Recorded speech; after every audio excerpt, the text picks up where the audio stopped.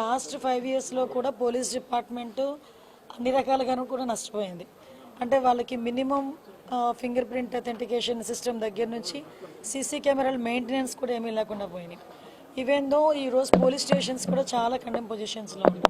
So వీటన్నిటి మీద కూడా ఒక ఛాలెంజింగ్ పొజిషన్. ఈరోజు బడ్జెట్ అన్నది పోలీస్ డిపార్ట్మెంట్కి పెట్టడం అన్నది వెరీ ఛాలెంజింగ్ పొజిషన్. అయినప్పటికీ కూడా గౌరవ సీఎం గారు ప్రత్యేకంగా పోలీస్ డిపార్ట్మెంట్ మీద దృష్టి పెట్టడమే కాదు, లా అండ్ ఆర్డర్ని కూడా స్టిమ్యులేట్ చేయాలంటే వాళ్ళకి ఇవ్వాల్సిన ఎక్విప్మెంట్ కానీ వాళ్ళకి ఇవ్వాల్సిన ప్రొవైడ్ చేయాల్సిన అన్ని ఫెసిలిటీస్ ఇవ్వాలి. కాబట్టి ప్రత్యేకంగా సీసీటీవీస్ కెమెరాస్ గురించి కానీ, డ్రోన్స్ గురించి కానీ, అదేవిధంగా ఇప్పుడు మనకి ఈగల్కి సపరేట్గా ఫండ్ అలొకేట్ చేయడం కానీ, సైబర్ క్రైమ్ పోలీస్ స్టేషన్స్ ఏర్పాటు చేయడానికి కానీ, వీటన్నిటికీ కూడా బడ్జెట్లోనే సానుకూలంగా స్పందించాల్సిందిగా మేము కోరుకున్నాం. అదే విషయాన్ని ఈరోజు మేము పర్టికులర్గా ఈరోజు ఫైనాన్స్ మినిస్టర్ గారి దగ్గర కూడా కూర్చున్నాం. నాకు తెలిసి లాస్ట్ 5 ఇయర్స్లో ఇటువంటి మీటింగ్ జరిగి ఉండదు. ఎందుకంటే డిపార్ట్మెంట్కి ఎలాకేషన్కి ఒక 5% పంపించేసే పరిస్థితులు తప్పించి ఏ రోజు కూడా డిపార్ట్మెంట్స్ దగ్గర నుంచి ముందుగా ప్రపోజల్స్ తెప్పించుకొని అది ఎంతవరకు ఇంప్లిమెంట్ అవుతుంది, ఎంతవరకు మనం చేయగలమని ఒక ముందే అవగాహన తెచ్చుకొని ఈరోజు బడ్జెట్ ప్రవేశపెట్టడం అన్నది ఎన్డీఏ గవర్నమెంట్కే చెల్లింది. ఈ విషయంలో బడ్జెట్ కూడా మ్యాక్సిమం ఈరోజు ఆక్టోపస్ దగ్గర నుంచి, గ్రేహౌండ్స్ దగ్గర నుంచి మనం ఏర్పాటు చేసుకోవాలి, గ్రేహౌండ్స్ని మనం నిర్మించుకోవాలి. ఇవన్నీ కూడా న్యూ ఛాలెంజెస్ అన్నీ ఉన్నాయి. ఆ ఛాలెంజెస్ అన్నింటినీ కూడా మనం అందరం కూడా పూర్తి చేయాలనే ఉద్దేశంతోనే ఈరోజు బడ్జెట్ మీటింగ్ కూడా కొనసాగింది. రాబోయే బడ్జెట్లో పోలీస్ డిపార్ట్మెంట్కి మంచి చేకూరుతుందని మొత్తం నేను కోరుకుంటున్నాను. లేదండి, డిఫరెంట్ ప్రపోజల్స్ అన్నీ ఉన్నాయి. ఇంకొన్ని ప్రపోజల్స్ కూడా రావాల్సినవి ఉన్నాయి. సో అన్నీ అయిన తర్వాత మీకు ఒక ఫిగర్ మెన్షన్. ఏం లేదండి, అది యాక్చువల్గా నేను మాట్లాడాను, మంత్రి గారితోనే మాట్లాడాను, డిపార్ట్మెంట్ వాళ్ళతో ఇక్కడ మాట్లాడాను. అది ఈరోజు ఇంకా ట్రేస్ అవుట్ అవుతుంది. బట్ కొంచెం నెగ్లిజెన్సీ కనిపించింది కాబట్టి డెఫినెట్గా అతని మీద చర్యలు తీసుకుంటాం.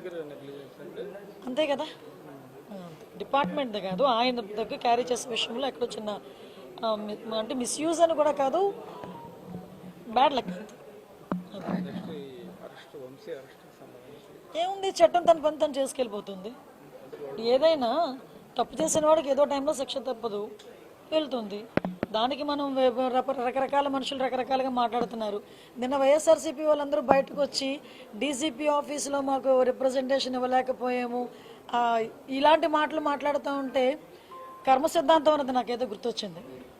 కొన్ని కర్మ సిద్ధాంతాలు కూడా ఉంటాయి కదా. లాస్ట్ టైం మీకు వాళ్ళకి గుర్తు చేయాలి, మమ్మల్ని కనీసం డీసీపీ ఆఫీస్ గేట్ కూడా ముట్టుకొని ఇచ్చేవారు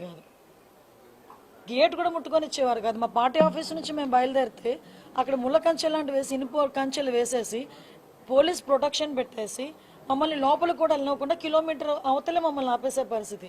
ఈరోజు చాలా మంది ఈ 7 నెలల కాలంలో డీసీపీని కలిసిన సందర్భాలు చాలా ఉన్నాయి. వైఎస్ఆర్సీపీ వాళ్ళు, ఇదే ఎక్స్ మినిస్టర్ అంబటి రాంబాబు వీళ్ళందరూ కూడా ఈ 7 నెలల్లో 2-3 సార్లు వెళ్ళి డీసీపీని కలిసిన సందర్భం కూడా ఉంది.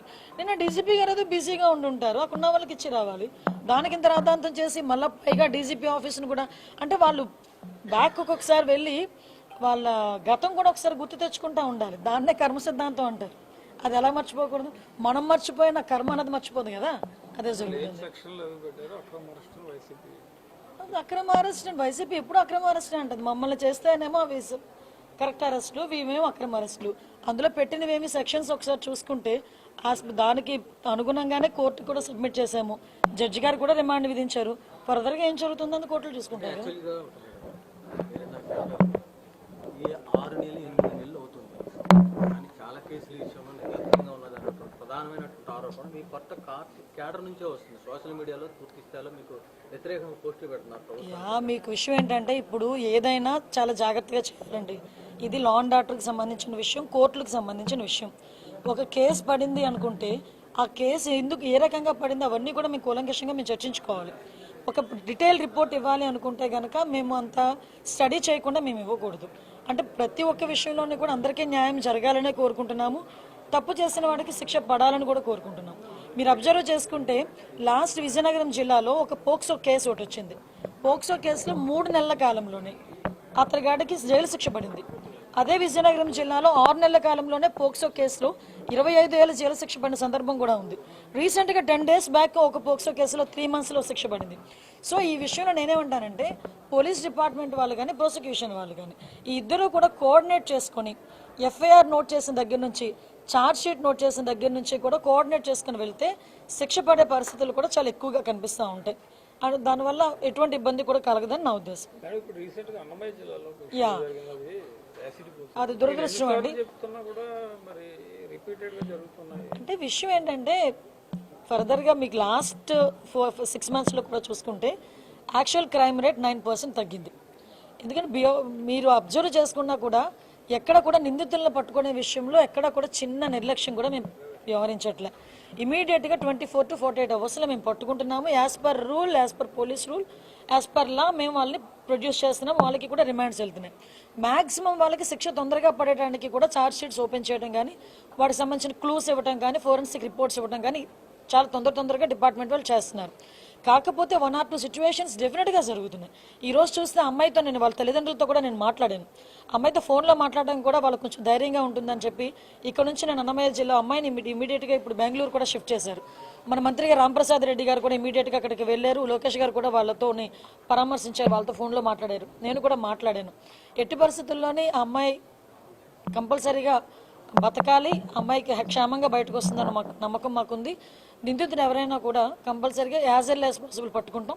శిక్ష అయితే చాలా గట్టిగా కూడా ఉంటుంది.